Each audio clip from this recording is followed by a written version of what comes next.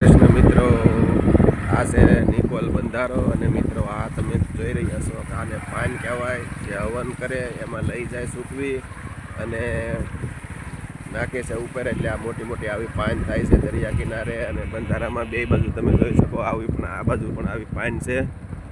અને આ નિકોલ બંધારો છે મિત્રો. તો એનો નજારો આવો છે મિત્રો. નવો આવો છે, પાણી ભર્યું છે અને પાન આમાં બહુ થાય છે અને કમળના ફૂલ પણ થાય છે. આવો નજારો છે એનો મિત્રો. બાકી તો બાવળિયા છે અને એવું છે. આ નિકોલ બંધારો છે મિત્રો. અને આમાં નીકળી પાન છે મિત્રો. પાણી ઓછું દેખાય, પાન બેગ વધારે છે મિત્રો. તમારે નજરમાં ત્યાં સુધી છે આવું.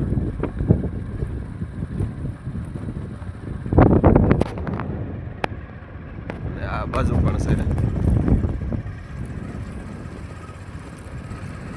આવો કંઈક કેળો છે મિત્રો.